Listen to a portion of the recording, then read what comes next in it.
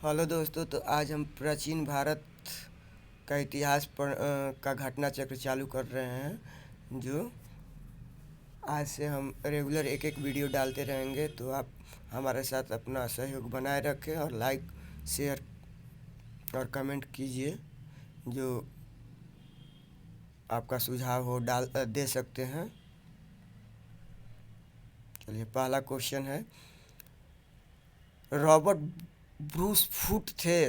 तो Robert Bruce foot थे, जो एक भूगर्भिक वैज्ञानिक और पुरातत्वविद थे।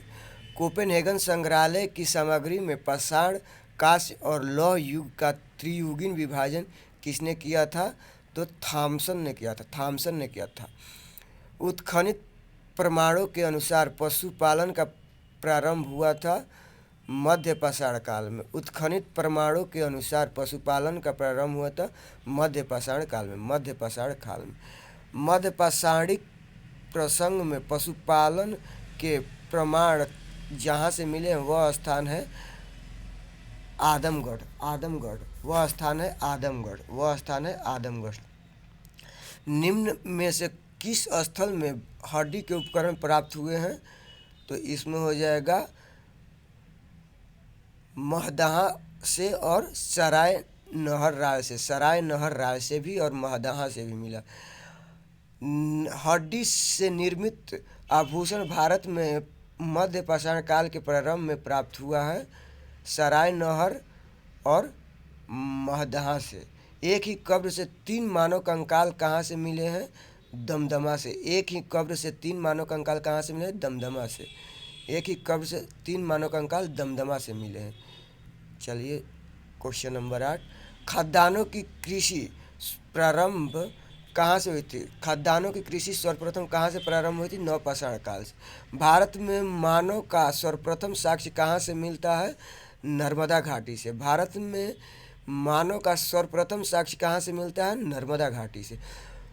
प्रथम मानव जीवाश्म भारत की किस नदी घाटी से प्राप्त हुआ है? तो नर्मदा घाटी से। मानव द्वारा सर्वप्रथम प्रयुक्त अनाज कौन सा है? जौ है। मानव द्वारा प्रयुक्त सर्वप्रथम अनाज जौ है। भारतीय उपमहाद्वीप में कृषि के प्राचीनतम साक्ष्य कहाँ से प्राप्त हुए हैं?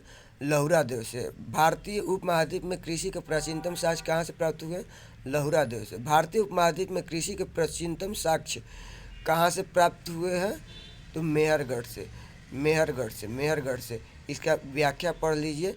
नवीन खोजों के आधार पर भारतीय उपमहाद्वीप में प्राचीनतम कृषि साक्ष्य वाला स्थल उत्तर प्रदेश के संत कबीर नगर जिले में स्थित लहुरा देव है।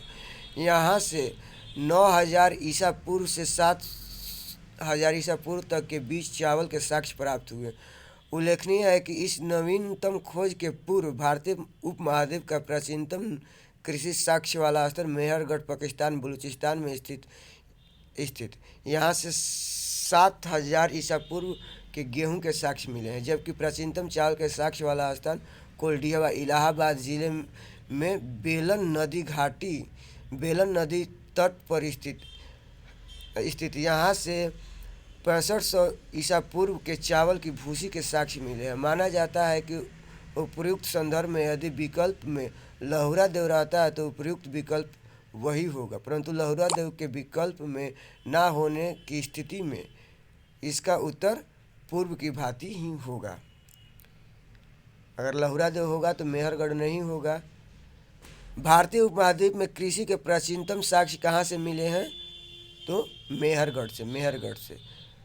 नवपाषाण युग में भारतीय महाद्वीप के उत्तर पश्चिम क्षेत्र में निम्नलिखित में से किस स्थान पर कृषि के अभ्युदय के प्रारंभिक प्रमाण प्राप्त हुए हैं? तो मेहरगढ़ से। कृषि के प्राचीनतम अभ्युदय प्रारंभिक प्रमाण प्राप्त हुए हैं मेहरगढ़ से। भारत में पशुपालन एवं कृषि के प्राचीनतम साक्ष्य कहाँ से प्राप्त हुए हैं? मेहरगढ़ से। उस स्थल का नाम बताइए जहाँ से प्राचीनतम स्थायी जीवन के प्रमाण मिले हैं? मेहरगढ़ से।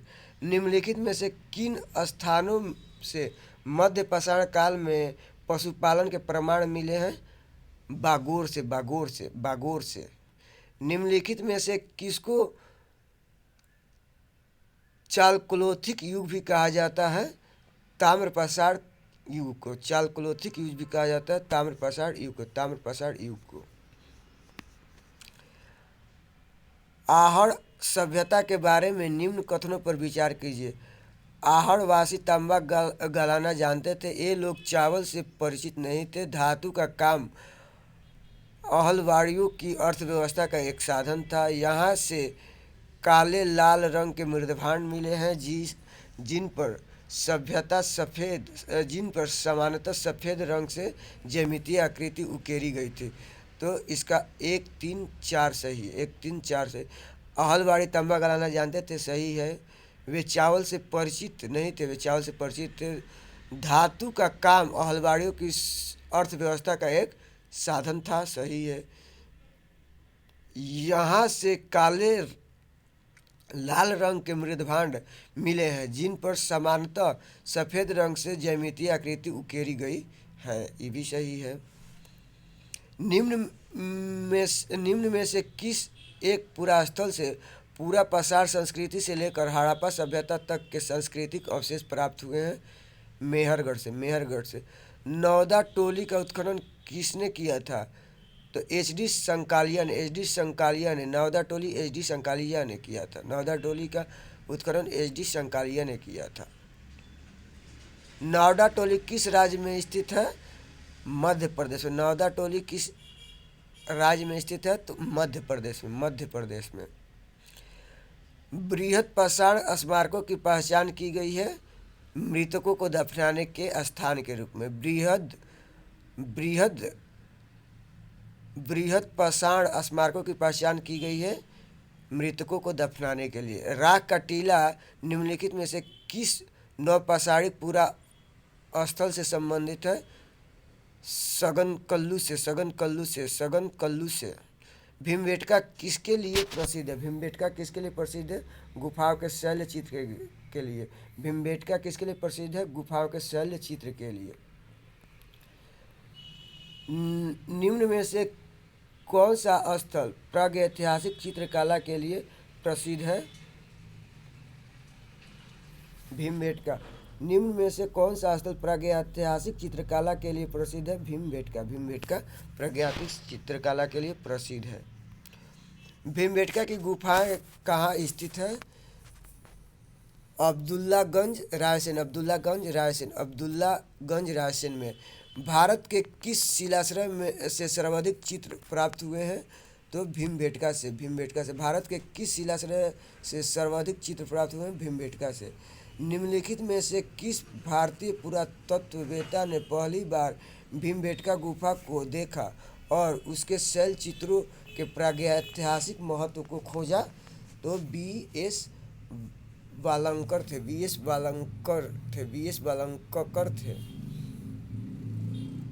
भीमबेटका को किसने खोजा था?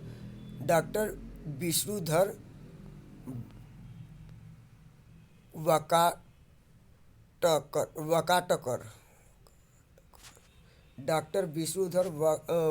वाकाटकर। गैरिक मृदभांड पात्र OCP का नामकरण हुआ था हस्तिनापुर में। गैरिक मृदभांड OCP का नामकरण होता है हस्तिनापुर में।